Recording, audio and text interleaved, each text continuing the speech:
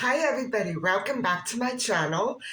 I boy, that recipe for bread yesterday, it took hours and it didn't turn out properly. Now the crust is beautiful and tastes wonderful, but I do need to go and get more yeast. Not today. And I think I'm going to try it out again a different way because it was way too much water and not enough flour. And because I wasn't using eggs, I couldn't use the ratio to ratio formula that I normally go by. So um, I really, I need bread. So if I don't go out for yeast, I have to at least get bread. I don't know what to do. Um, I normally take a little bread and a little potatoes every day to fulfill my starch solution requirements. But I guess I'm going to have to skip the bread today because it's really inedible. It's very salty, the dough, you know what I'm saying? Other than that, the texture is great. The temperature was off because when I say off, I mean it wasn't the right recipe for the temperature. It just didn't cook. It was an hour and still raw. So I would say 350 to 375, but I'm going to redo the recipe when I have the ingredients. So in the meantime, I think I'm just going to buy bread. I don't know what to do.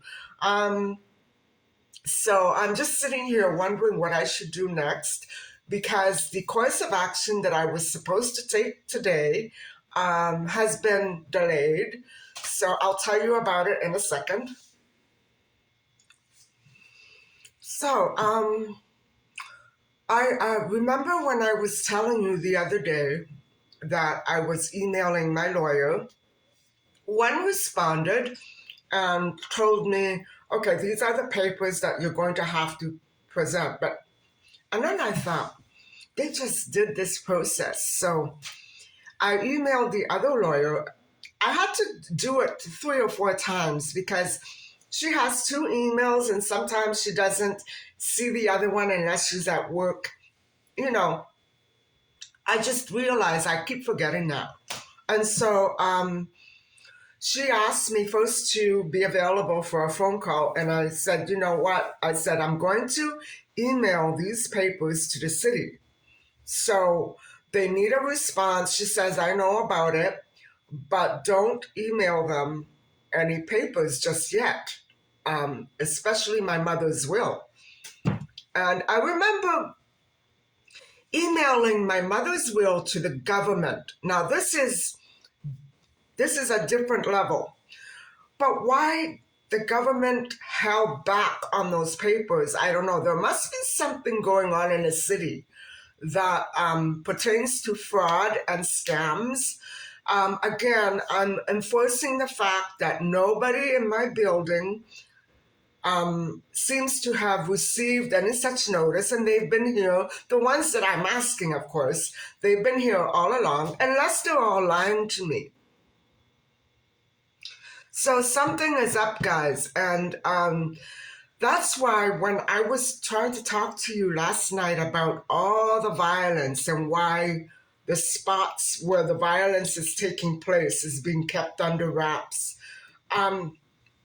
try and think what your local governments may be trying to do to you. And again, they're not government, they're politicians. What your city politicians are trying to defraud you of. Are they?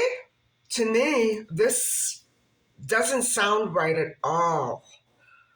And for them to send ransom notes when people's legal papers are not being shared by the necessary districts and ministries, I don't know what to say. I can't take it on myself. You know what I'm saying? That would require an incredible amount of manpower and authority that I don't have, right? I can't just automatically say, this is it, this is the ownership, these are the true papers. I can do that, but I can't enforce it. If they don't want to enforce it, that means it's fraud. And all the legal channels and processes have been taken. And although my lawyer did advise me that sometimes it takes years for the city to catch on and actually perform the required updating, they're going to try to defraud me of all the charges that will, of course, be false because there's no such vacancy here. They're going to try to use my mother's passing as a way to defraud me. That's the way I see it. They haven't responded to my letter. As a matter of fact, I've been attacked on the road. So I know this is coming from criminals affiliated with downtown City Hall, and I'm very familiar with it. I've caught the same faces coming after me on the road that I've seen at City Hall. There's no way that they can get away with it or deny it. They can't deny it. I'm just going to sit this one out. It may be just a simple case of crime. Why a city would take it upon themselves to refute all legal documentation surrounding this property and insist on money. It's a scam. I'm not going to pay up. I'm going to empty that automatic withdrawal account and make sure that I only have enough for the fees that are going out monthly, and that's it. And I have to make sure I do that on the 31st. I shouldn't even be saying this, but guys, to have to duck and hide from your own city hall in order to not get robbed, this needs to go in front of the Consulate General of Canada, because Ontario, I've given up. I've given up in my state and province. There's no order or law that is being persistently followed here. It's just random BS shooting from every which direction. And I don't understand it. I'm trying to understand why these people at this revenue office are not responding to me. They're all on holiday. What can I say? So I'm just sitting tight, waiting to hear back from lawyers, and I don't know what to do, guys. I don't know. So at least now I know that I have somebody to fall back on, because the process legally was undertaken the day before the day before they wrote the letter. I actually received the letter a week before Christmas, but they wrote it and sent it in the middle of November. So a letter that takes almost a month and a half to get from one block to another, virtually from one block to another, there's something wrong there. This is not government efficiency or provincial or city efficiency. I'm not equating the government with the administration in this city. It stinks. Whether they want to admit it or not, it's up to them, but it stinks. And it defrauds and it scams. They need to update their files, is what I'm saying. Why they're refuting this, I don't know. Certainly by now I should have heard back from them saying, yes, we have all your required files, don't worry, or no, we don't have everything yet, so what do you want me to do? I could be a criminal posing as a homeowner. They're going to take a paper from me and not from the government or a lawyer? Think about it, guys. The scams that the men at City Hall are trying to pull, or criminals. Maybe they're not politicians. Maybe they're not. I'm not saying. I'm saying that this is coming from City Hall. And some shape, way, form, or manner, somebody is manipulating these notices to defraud people.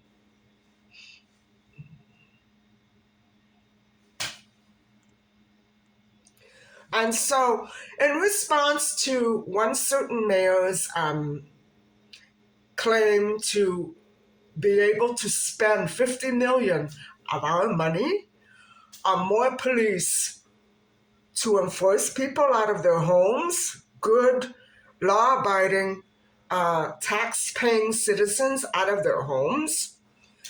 What for? What for when so many of them are already pretty corrupt? So many of them have been accused of uh, attacks on women, financial scams, falsified uh, legal documents, um, pressing false charges when they know that it's not true and they still do it. All that. They want to hire more? I hope not. And where will they come from? Who will they be? Will they be drug lords? Will they come from the jungles of the Caribbean, for instance, where they don't have anything known about them since 2 weeks before they applied for a Canadian passport? Tell me! I want answers! So, to the men running this particular district in this particular area of this particular city and state, wow, you can't do better than this. So, guys, today I'm really not planning to go out. I don't know what I'll be doing. I think I'm just gonna mainly try to stay warm. I slept in very late. Um, I just didn't want to get up. I think I was pretty cold. I turned on the heat last night so that it might make the dough rise a little quicker, but I realized that, it made my eyes so irritated. I turned it off again, and so it got cold in here. And but I'm not too cold. I'm just right. It's just that heat bothers my eyes really badly. It burns a little. You know what I'm saying? Just this one right here. And so I'm going to have to put drops in and see how it goes. And I don't know what to do about bread because I'm uncomfortable without bread. I only have one bagel left and this salty bread that I made last night. So I think I have to check that out in the garbage and maybe go pick up my mail. Maybe I'll get another ransom note from City Hall. Hi guys. I went out for a little while and I absolutely went the whole mile buying bread. I found my favorite bread, but I didn't find my whole wheat buns. I'm gonna flip the view in a second to show you my little haul. And I just it's so weird to go around the city with the stress that I'm enduring and without makeup. Um, it's a very incredible and surreal feeling to go through the everyday tasks and routines that I used to love and have to deal with the stress. I'm sure other people are going through it, but nobody seems to be aware of what's going on. I think most of the city is away on vacation, the way it always was. Why are things so weird this year? Starting with just prior to Christmas, things are really changing, and I don't know if I'm going to be able to cope with all these sudden and quick changes legally. Cope legally because it's out of my hands really. So anyway, I'll talk a little more about that later. First, I'm gonna feed my kitty cat because it's just after 7 and she usually eats around 6, and so I'm gonna feed her and then I'm gonna come back to you. Hold on. Hi guys, so this is my little haul, and I didn't go to Walmart or I would have filmed it. I went to one of the local groceries that I love and have been going to since childhood.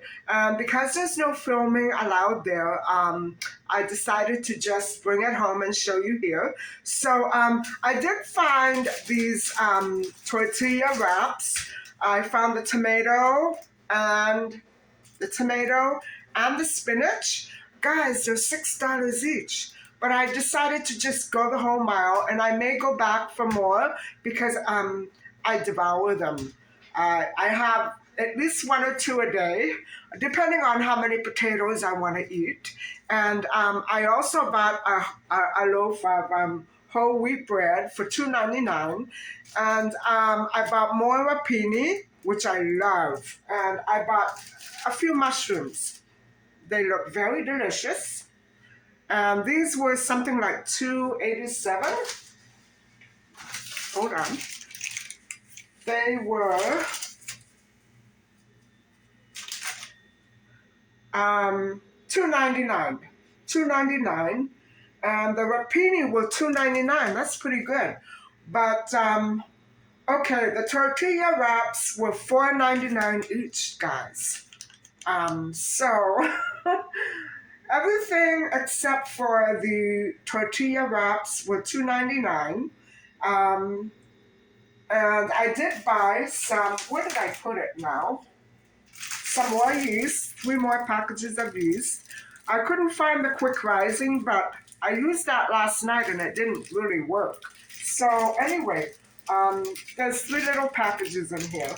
And that was $2.29. So guys, altogether that came to $21.54. Not too bad, but winter time is a problem to find bread that I like. And so if I could, I would just, bake a dozen a week and eat those, which is what I did last year and the year before. But without yeast, they sit very heavy. And the ones that I had, the ones that I made last night, guys, I could tell 2 tablespoons of salt was not the right measurement. So my other measurement for pizza crust and bread, it's a half a teaspoon of salt. So, and I didn't drink any water yesterday. Look at my eyes, they're swollen. So anyway, I need to get some sleep and rest tonight and try to stop worrying nonstop about all these things that the city is conjuring up to irritate people. I swear, guys, I swear, I don't know what's going on anymore.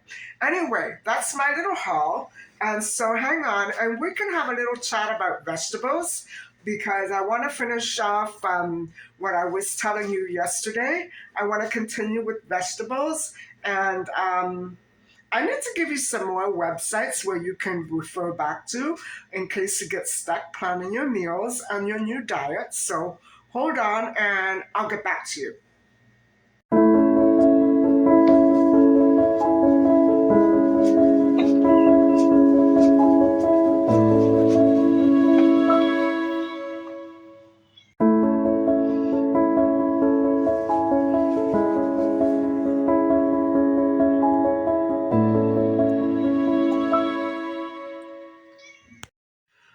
So, everybody, yesterday I was trying to fill you in about some of yesterday or the day before, I was trying to fill you in on some of the details surrounding food bacteria and toxins that remain on the food um, after they've been handled.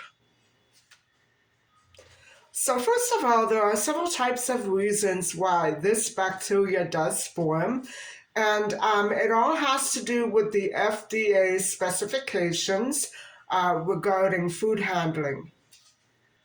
And so usually in I don't know what you call it, a market or a restaurant or a fast food diner, there are certain pillars of health and hygiene that must be followed.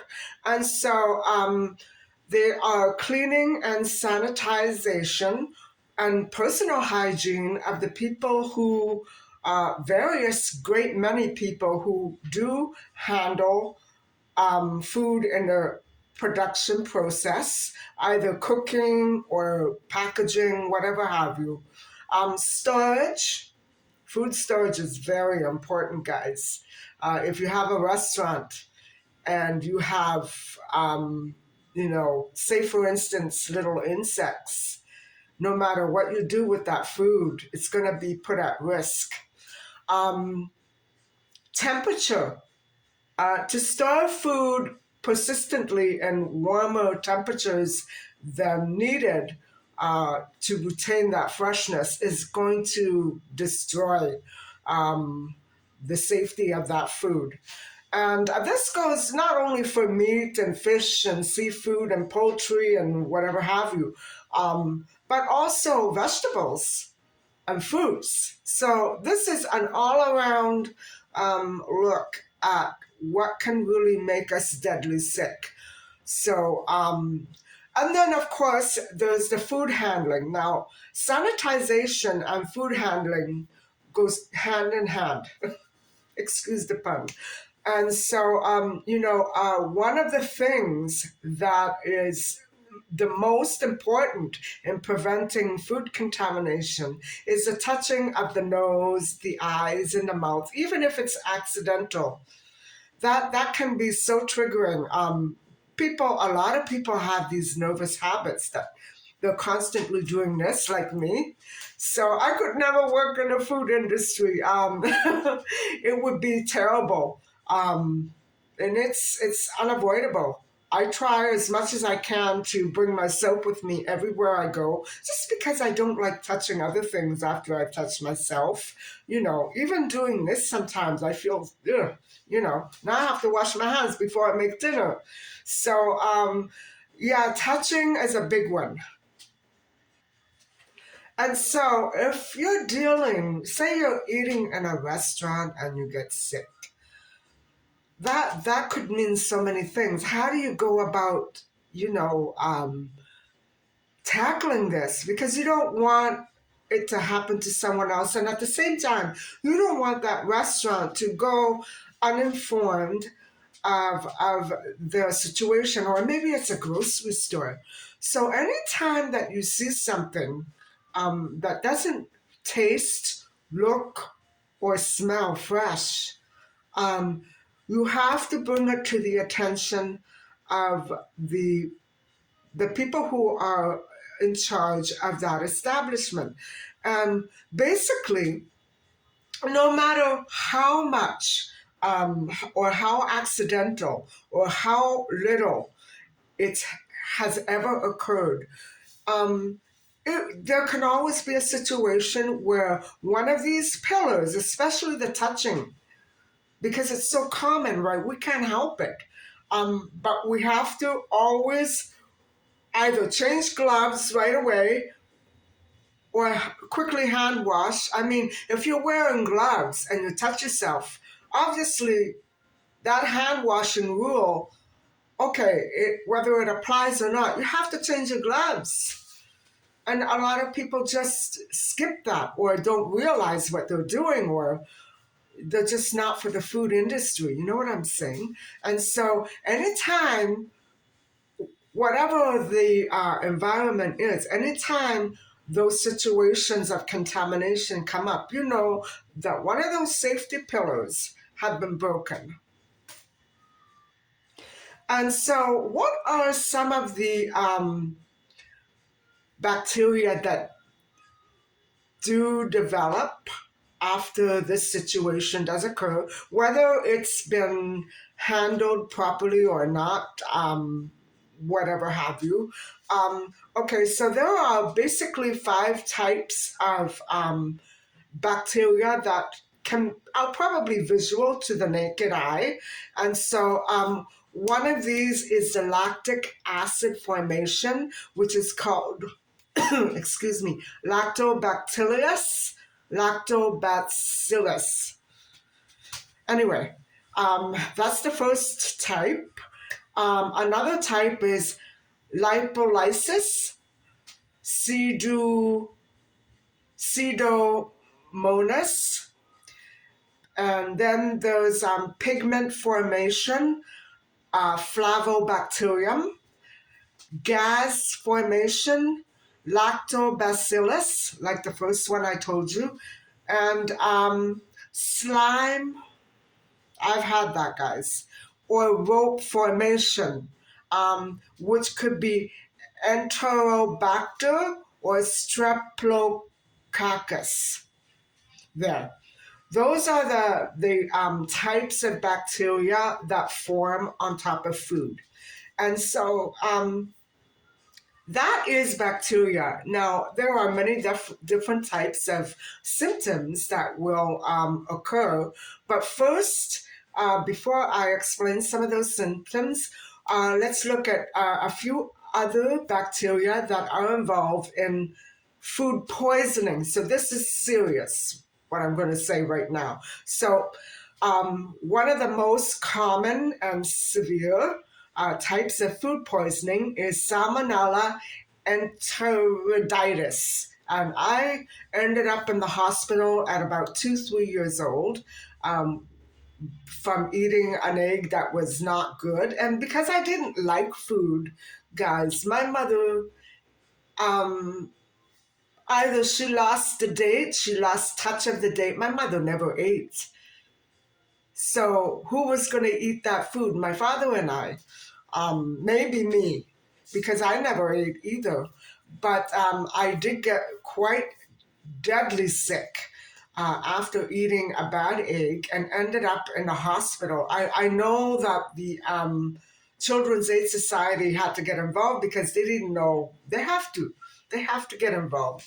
They didn't know what the circumstances were. I mean, it's so easy to bring home an egg and then it's bad, and then you ingest it not knowing. It had to have been the date, guys. It had to have been. So, I don't know. Another type of bacteria is Listeria monocyclogenes, Clostridium botulinum. And the fourth one, I've mentioned it before, Campylobacter. And so Listeria monocyclogenes may take several weeks for symptoms to appear. And so it's still food poisoning, but it's not, I don't know if it's as severe. It's probably as severe, but it's slow forming. And so this is contaminated foods with salmonella. And so they may even make you sick within hours. I guess it depends on the severity and the intensity of the bacteria, the type of bacteria. And so nausea, vomiting, the runs galore, flu-like symptoms, and bloody stools occur with the ingestion of bacteria. And that is even vegetables, guys, vegetables. So probably the way that this article is explaining, I think these 4 types of bacteria that I just explained to you are specifically related to not only dairy, I think dairy might be one, but vegetables. And they can make you sick within hours. And now if you remember way back in August, I got sick. I remember I did a lunch haul in the car after going to Walmart, and I got sick, guys. I got sick. I had some tortilla wraps or corn tortilla wraps with shredded lettuce and other vegetables. I got sick. And but then I made myself even more sick when I decided to try to eat beans that had not sprouted yet. I thought by cooking them for a half an hour it would be fine, but no, I had to soak them properly overnight, and I didn't do that, and I made myself even more sick. So that is deadly. That is one that I was going to come to, but I'm still going to be explaining that maybe in another video. Oh boy, guys, I think I was lucky to get it out of my system because it was there, and because my stomach was empty, um, I threw up water. Nothing would come out. It was just stuck there. Oh, guys, I was so sick. That was July, August. So, oh boy. Anyway, so if you're very healthy, you can pretty much recover from this on your own the way that I did. And so I was lucky because I have not been that healthy up until June. I'd been having problems with my stomach. So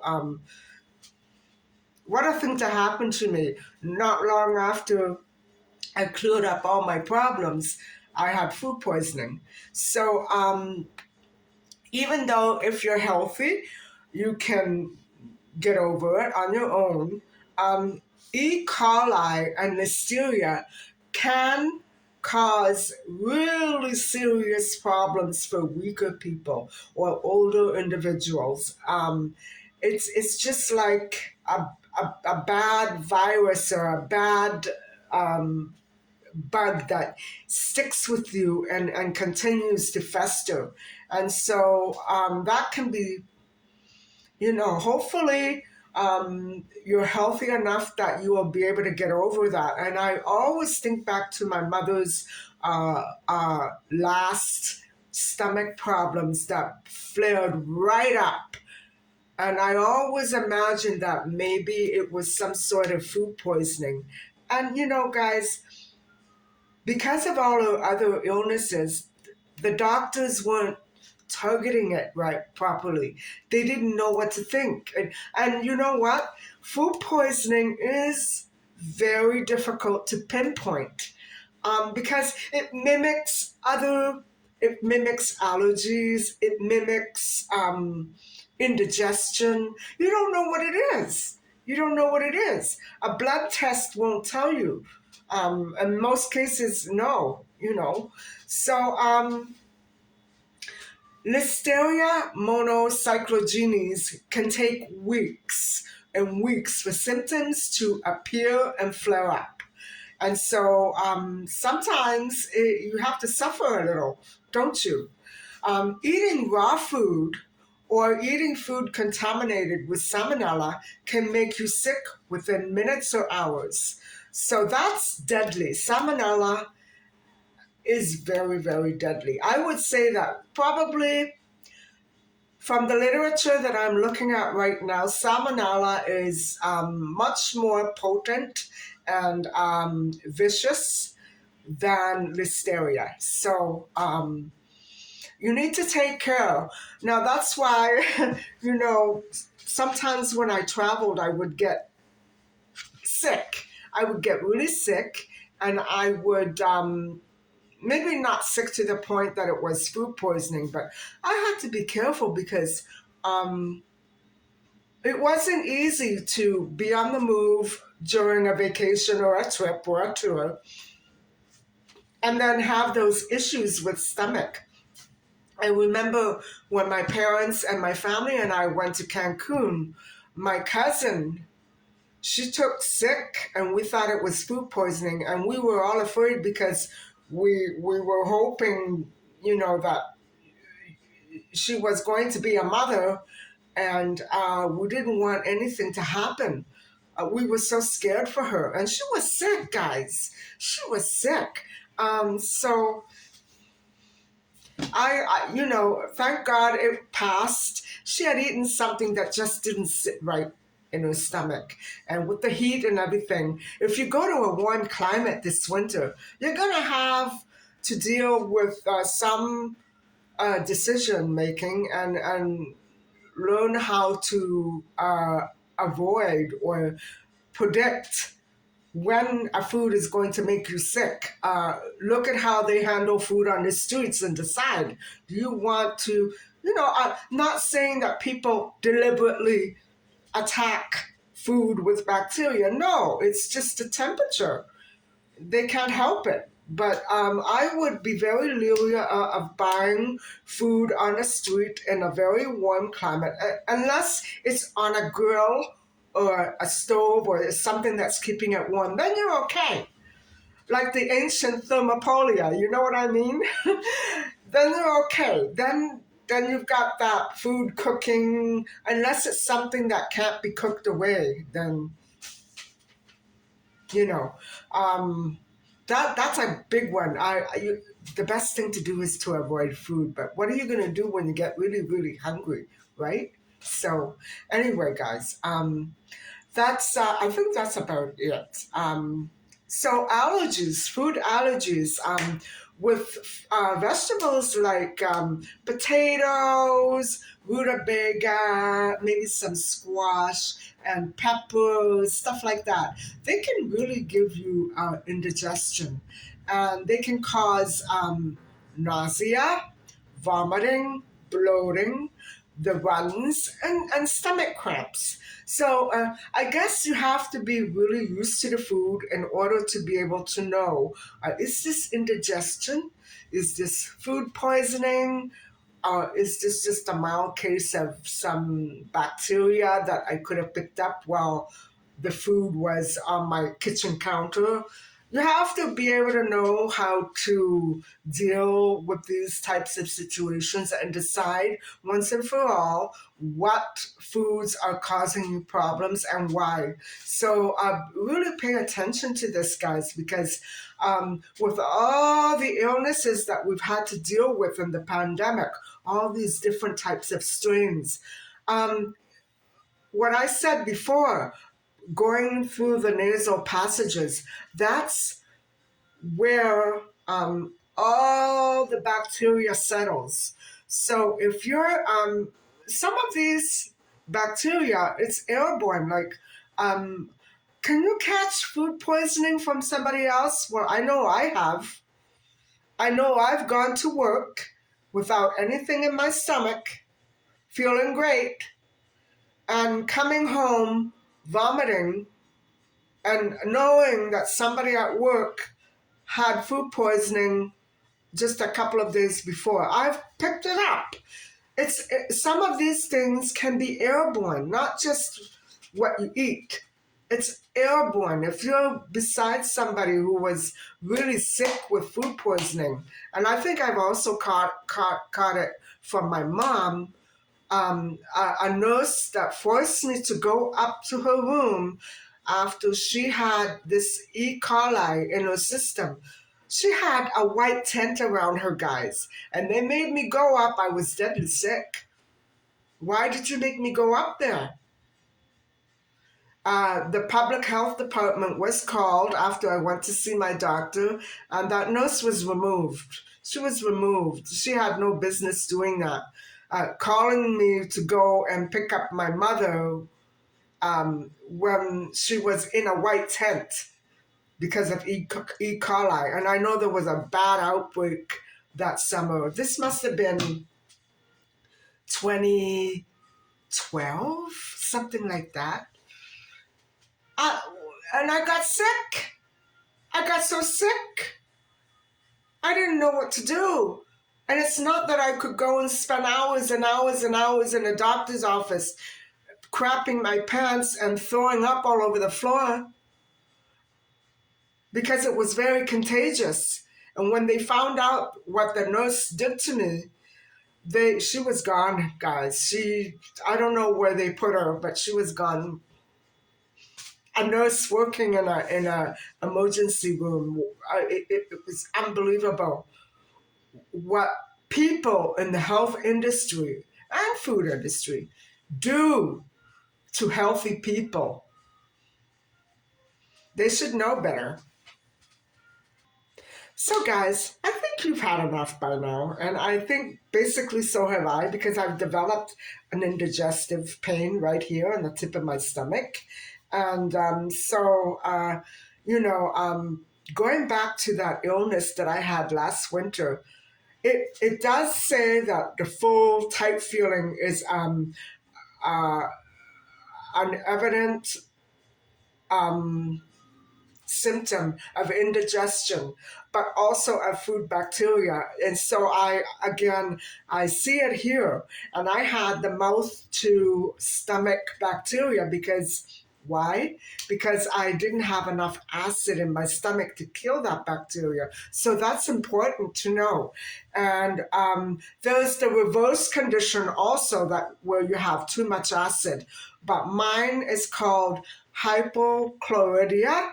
I don't have it right now, but it's from having a too alkaline stomach, too much of an alkaline stomach from eating a great many vegetables and not enough protein. That's me, baby. Because I didn't have any vinegar or lemon juice in my stomach, that made me so sick. But I cleared it up. Once I realized what it was, I cleared it up right away, within hours. And it was under control. It's been under control ever since, without lemon juice or vinegar. So I hope it doesn't develop, or else, I have to control it if it does, but hopefully I will be able to control it.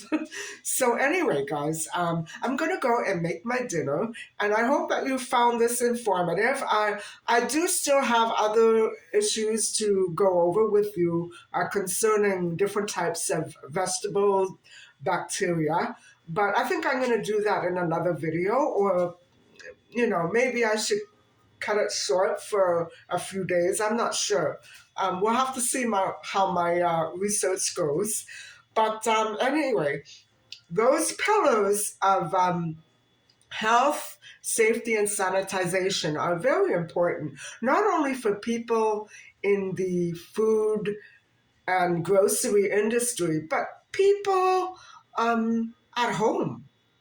Do you want to give your potatoes and stuff and fruits a good scrubbing? But you know what, guys? I'll let you in on a little secret. I don't ever, unless I know that I'm going to be keeping the peel on, I never scrub the potatoes. I simply peel them and scrub the inside. You know what I'm saying? The same with carrots. I never wash them because in my mind, I'm thinking if I wash that peel, it's going to go inside it again. Why do I think that? Maybe because I've eaten carrots that were peeled but washed before they were peeled and they didn't taste right. So I just peel it and I don't scrape it. I never scrape any of my vegetables, ever. So I peel them and then I just wash them and I cook them however way I want. Sometimes when I use the potato slicer, I may leave the peel on, but I make sure I really give it a good scrubbing. And I do end up cutting off any parts that don't look right or clean, you know what I'm saying? But so that's important. You have to really have a good routine with your vegetables and your fruits. And I always peel my fruit, whether I wash it or not. Sometimes I do, sometimes I don't. If I eat an apple, usually I don't peel it, but I always wash it. So it depends. It depends, guys. So hopefully you're picking up some good habits from me, because you know what? I learned the hard way. And even after going through food poisoning or that bacterial mouth infection, I went to eat unsprouted beans. It's dumb, dumb. I just figured, oh, this is okay. I boiled them. They should be cooked by now. Well, they're not. Same thing with the hard and dry lentils and chickpeas. You have to soak them overnight, guys, and cook them well. That's why if you buy the ones in the can, I think you're going to be safe enough. But, BPA is always there. So it's a risk no matter what you do. I never buy tomatoes in a can. I always buy them in a glass jar, in case you haven't noticed already. But my mom knows, she always bought them in cans. And so the last foods that she had before she took violently sick were tomatoes with spaghetti and rapini. She didn't cut the rapini, and she had the tomatoes from the can because she finished all the fresh sauce in the freezer. So, guys, and at the time we didn't know what it could be, but I would avoid buying canned foods as much as you can. I know my pantry is filled with canned beans, but I'm uneasy about that. What I should do, if I had the space, I would probably do this, is just empty out all those cans, rinse them, and freeze them. Like that, it's safe, but what are you going to do? I'm very afraid of BPA because it's quite harmful. And it's kind of a slow build up. It's cancer causing. I didn't make it up. Cancer causing. And it's not just tomatoes, not just canned tomatoes, many canned foods. That's why I avoid buying canned fish if I can. And stuff like that. Canned soups, I prefer the ones that are in the carton. I'm starting to become so leery of all these things. And so, I don't know. Hopefully, I'm not going to be getting as sick in the future as I have been in the past. And I've had food poisoning so many times. My thing is that once I get sick, I throw up right away and it comes out. But sometimes before it comes out, I have to really suffer. And that's when I know that I've had food poisoning. So avoid it, guys. Try to prevent it. Do your best. Especially if you're going to a new restaurant that just opened or somewhere that you've never been before. Be careful. Look it up online. And most likely it's going to be a great restaurant, but you never know. So, anyway, guys, I'm going to let you go for a little while and I'm going to have my dinner, okay? I'll talk to you soon. Bye bye. Well, guys, I'm actually, it's after 9 and I didn't eat today, so I'm making lunch. I'm going to have a tortilla wrap with some green vegetables, and then later on, maybe I'll have some potatoes. I woke up late today, very late. I don't know what got into me, but I fell asleep around 5 a.m. because of all this turmoil. And guys, my mailbox doesn't open properly anymore with my keys. So last winter, spring, I had numerous things taken out of my mailbox. They were open and then shoved back in. So that's the staff here. Also, that occurred to me abroad. My mom and I had mail stolen, official government mail stolen from us that was sent to our condo abroad. And it was found that the business partner was doing that. So I'm suspecting either that the staff member here who in the past has put his hands on me violently, and I'm figuring he probably has something to do with some of this. More or less, it's probably my dad's business partner who may be like he was abroad at the bottom of this thing with the mailbox. And so what I'm trying to say is that somebody is removing my official mail, and it is my personal mail. If it comes to this address, which I own, regardless of what other people want to do with it, it's theft. It's got to go to the FBI. So I'm just keeping my fingers crossed that the lawyers can clear this up for me, and then I know what steps to proceed with.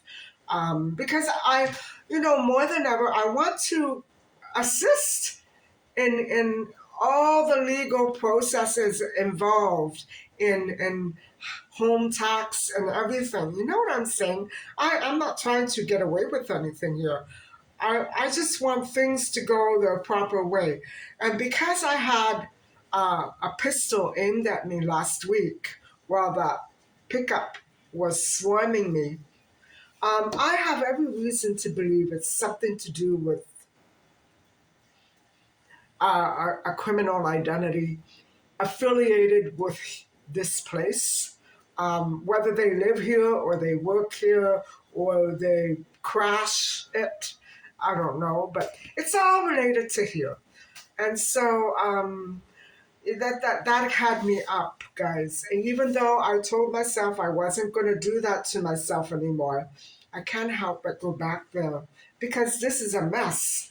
This situation with the tax is a mess, and I have to deal with three people's taxes this year. I don't need this too. You know what I mean?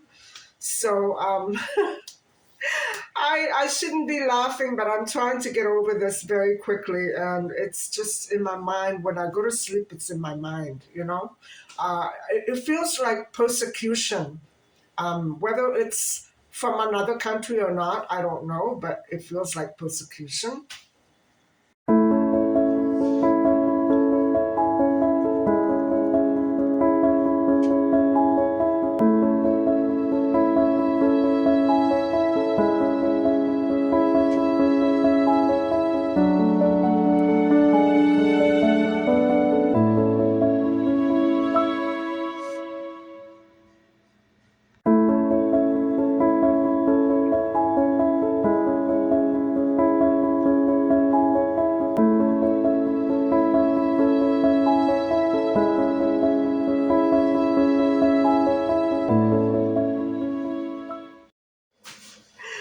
Well, guys, I really miss studying, and I think that if I didn't have to deal with all these psycho issues that are going on, I think I'm a target.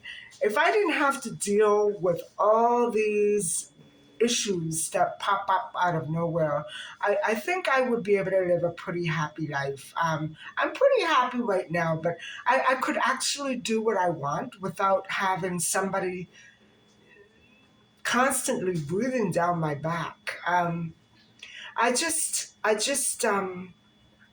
wish that I could study from home because unfortunately these kinds of courses don't allow you to study from home. I think with time it will change. I should look back into that because I would dread the idea of going back physically to university and being exposed to all those germs. I was always sick when I was there, guys. Always sick. I returned to university in 2008. And up until the time that my mom passed away, I was constantly, I even caught COVID, constantly exposed to all these germs. So I'm leery of that. But I love going there. And even when I didn't do so well, I was constantly learning things that I'd never heard about before, no matter what I studied there. And I am just so anxious to get back into something like that. I wouldn't mind learning another language either. I did exceptionally well in languages. Well, not all languages. I took sick one winter and I missed so much of it, but it didn't affect my grade very much. I I was very sick and I couldn't handle it. I was on a very strong medication that wiped me out, and I couldn't think properly. So I ended up missing a lot of that. But uh, everybody there was very understanding and realized that I was pretty sick. I returned to university practically a skeleton. And I was pretty small then to begin with. I was pretty small. So they knew that I wasn't pulling their leg. But anyway, guys, I just wanted to show you these topics that I wrote on are my passion. They're so interesting and fascinating to me that I have to keep going back to them. Even in the papers that I never actually handed in and I ended up dropping out of, or papers that I never, saw again, or um, didn't get a good enough mark on. I didn't fail anything, but you know what I'm saying? They left me with the inspiration and incentive to continue and write and study more because I don't know, when you look at art through the perspective of literature, it takes on a whole new meaning. So, anyway, I thought I would throw that in for good measure. And I think I'm thinking of ending the vlog here, but I'm not sure what else is going to happen before I receive another email from my lawyer. So maybe I'll just cut you off right here and get back to you in a few minutes. Hi, guys. So it's much later now, and I had my dinner. I had a veggie burger instead of a bean burger, which was delicious. And I had a couple of potatoes and some green beans. And I feel very good, very satisfied. Um, I know that I'm eating pretty healthy now, and I feel it, I feel it in my bloodstream. I feel it in my bones that I'm doing the right thing for my body. All that stuff that I had around Christmas time, that was not good for me. Um, Not that the foods were very bad, but it was just too much of everything and not enough of the healthier stuff like vegetables. So, anyway, I thought I would just show you to go with what I was talking to you about before regarding bacteria and vegetables and fruits and meat and seafood. Um, this is the Atkins diet. And so, what I'm trying to say is that no matter what diet you find, you're always going to be at risk for acquiring some sort of unwanted bacteria for whatever reason, even if it's not due to health and sanitation. It might be just that the vegetable is not fresh, or the meat. I mean, one of the worst types of bacteria that your body can acquire would be from a meat. And so you need to be so careful. I'm basically probably going to get rid of this book. I think it's a good book, but I'm not the type to go after animal protein that much. I certainly wouldn't include it in a daily meal plan. Once in a while, it says enjoy a cheeseburger when you're hungry, but what if you don't like cheeseburgers? You know what I mean? Um, I know what you're going to say. Yeah, that's not the only animal protein around. But my point is that I probably would get a better enjoyment out of foods that were not animal protein, unless, of course, they're hot dogs. But so even if you do decide to go with Dr. Neil Barnard's vegetarian program or the McDougall's starch solution, you're always going to have to be wary of bacteria. And so this is Neil Barnard's other book, Foods That Cause You to Lose Weight, but it's not the same version as the one that I have. I bought this when I temporarily misplaced the other one, and it's a little more difficult to follow, but it still has all those wonderful sample meals that you can follow along. They're so simple, guys. And so I think that whatever plan that you follow, once you get used to the foods that you like and you know that you want to keep repeating, like say for instance my bean burger and my veggie burger, I could have them twice a day for the rest of my life. I wouldn't complain. I love those. But just for the record, these books offer so many in terms of I don't know what this is. In terms of, my mother used to count calories. I can't tell if that's my writing or my mother. We used to leave all these little notes in these books as reminders, but I'm not into calorie counting. I think calorie counting is a good idea for the initial start, you know, um, just to find out where you're at and what you want to take in, just to give yourself a good idea of how many calories you are taking in. It would be good to know.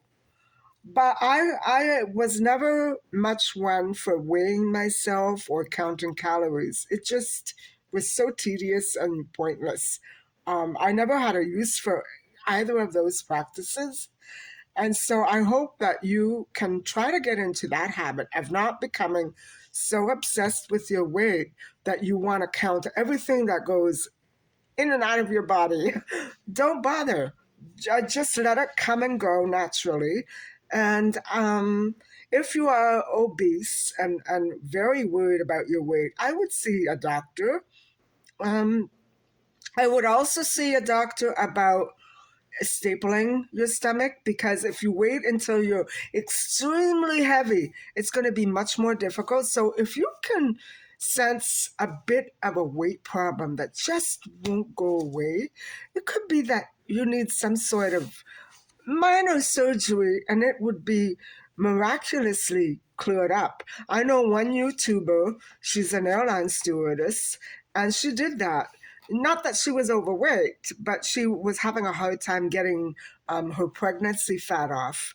And she is doing wonderful. She is absolutely amazing as a person and as a stewardess, as a mother, as a wife. And so I'm so happy for her that she found an answer. And I hope that anybody out there, going through some sort of health problem, they too will be able to find an answer. So, anyway, guys, this is the end of the video. I hope that you liked and enjoyed. Did tell you that I miss going back to university, but I can study here at home. I can rewrite some of my essays because they're a mess anyway. All the footnotes are jumbled up. I have to fix those. I think it would be fun to fix those because, the day before that you have to hand in an essay, everything gets changed, everything gets hacked. I think that's very typical, but I'm glad that I don't have to go through that anymore. So anyway, guys, thank you so much for listening and watching. And you know what to do with those buttons. Smash them.